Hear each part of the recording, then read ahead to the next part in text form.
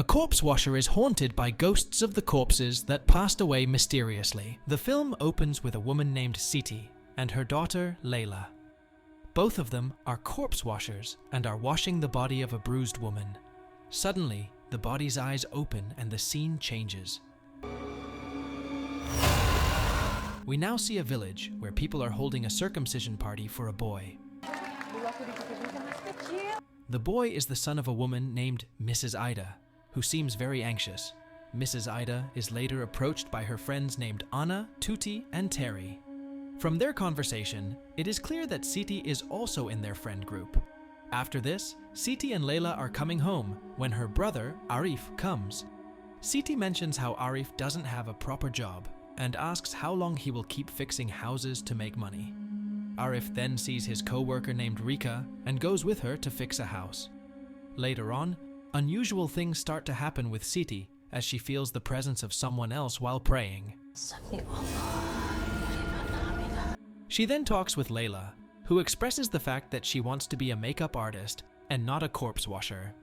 While they are talking, they hear that Mrs. Ida has passed away.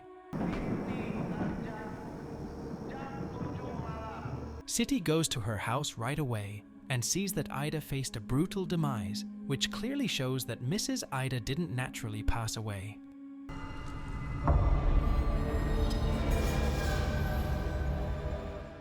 At night, Lela is sleeping when a piece of the roof breaks and water starts to fall. Arif comes home and sees this, so he goes out in the rain to fix the roof. From the roof, he sees Siti coming home, but she falls to the ground as she is not feeling well.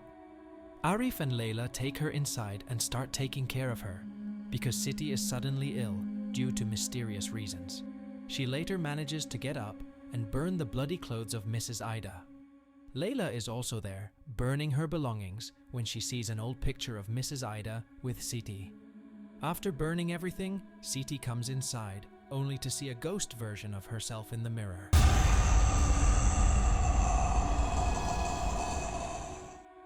Later at night, Siti is trying to sleep while she is in bed with Lela, but she is terrified and is unable to sleep. She sees a shadow come inside her room that starts to choke her. In the morning, Lela is beyond petrified to find the mutilated corpse of her mother right next to her bed. Arif also walks inside, only to be left heartbroken. At the funeral, other women tell Lela to wash her mother's corpse because she is the only corpse washer left in the entire village. She takes Siti away and gracefully washes her while crying. She also finds a metal wire inside her mouth and gets frightened. Lela is truly distraught because of this, and she cannot let go of her mother. Even though Siti told her to always burn the bloody clothes of the ones who pass away, Lela still sleeps on Sita's bloody bed, and everyone is concerned for her. Arif is also working extra hours to cope with the loss of her mother, and Rika tries to comfort him. In the evening, everyone calls Lela for a prayer dedicated to Siti. While praying, Lela sees the ghosts of Sita and Ida, but is more shocked to see the ghost of Anna, who is still alive. Lela rushes back home, only to see that the ghosts are praying in her house. Before she can do anything, her foot gets impaled with the same kind of wire that she found in Siti's mouth. Simultaneously, Anna is in her house with her son Bimo when she hears some peculiar noises coming from her closet.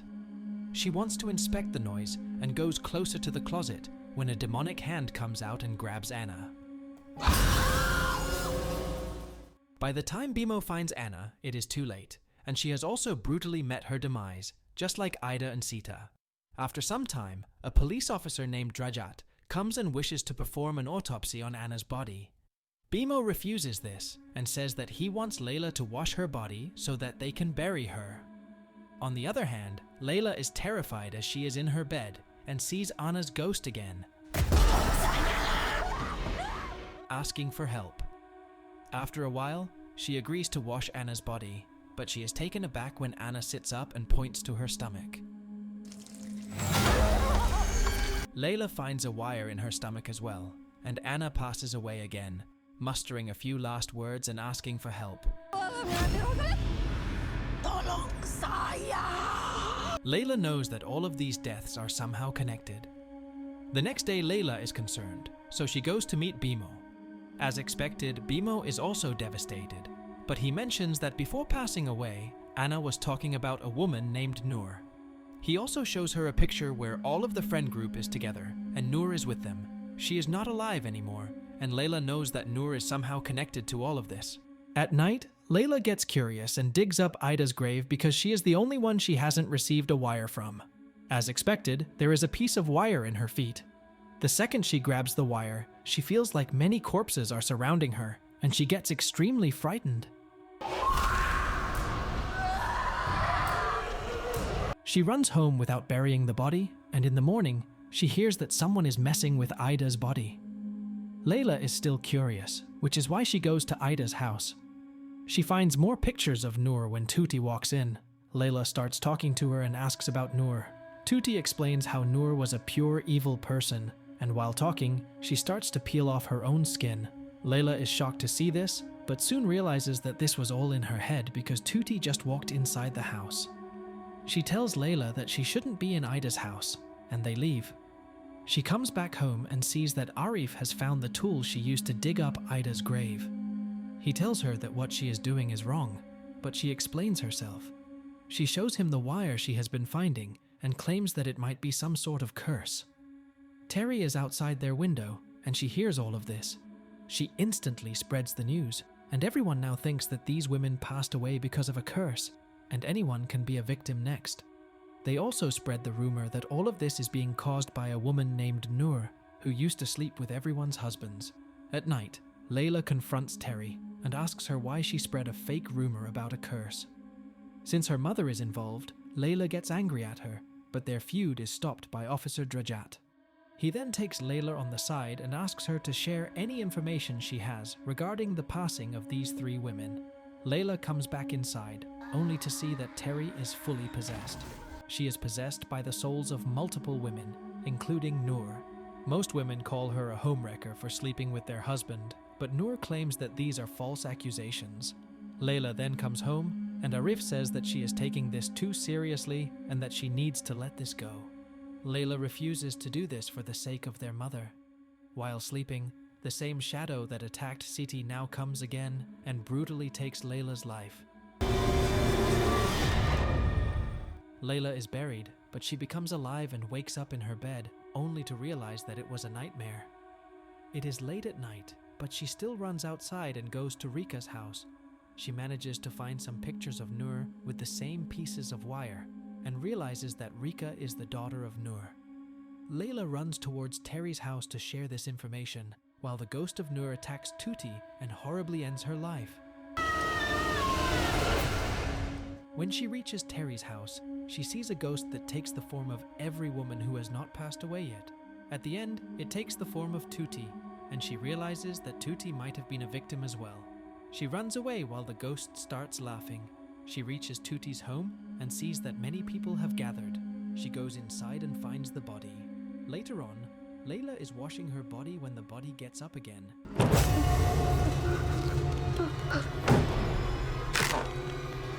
Tuti's body also has the same wires in it, and Lela pulls the wire out of Tuti's mouth.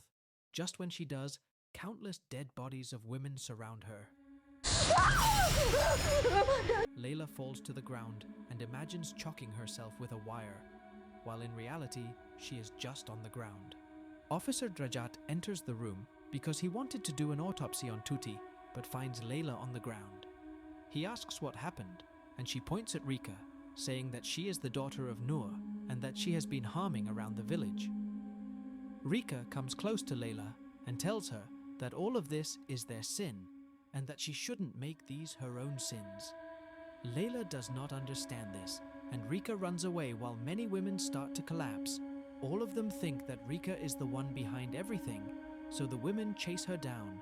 They start beating her up and dragging her outside of her house when we see a flashback of village women dragging out Noor and beating her up while Rika watches. As she is getting beat up, she stands up and yells at everyone. She explains how women gathered and beat up her mother and ended her life with a barbed wire. The spirit of Nur is lurking in this village, and she is taking revenge on everyone. By beating up Rika, they are repeating history and doing it all over again. However, the women do not listen, and they start beating her up again. Lela comes there, and she sees all of this, knowing that it is not right. She also sees the ghost of her mother telling her the same thing, so she tries to save Rika, but the women are too many, and they start beating up Lela as well. Arif sees this and jumps in there too, because he wants to save his sister. The women start beating all three of them until they come to their senses and see that they are beating people up for no good reason, but it is already too late, and Arif is severely injured in the head. All the women realized what just transpired when they saw Lela crying while holding Arif. They start to run away as Arif has now also passed away, and Rika is also not moving. Lela keeps crying as the movie ends. I hope you liked the story recap. Don't forget to like and subscribe to our channel. Thank you for watching, and see you next time. Thank you for being a part of Black's Movie Recaps. If these tales of mystery and intrigue sent shivers down your spine, make sure to hit that like button and subscribe to Black's Movie Recap for more bone-chilling narratives. Stay tuned, and until next time, stay captivated.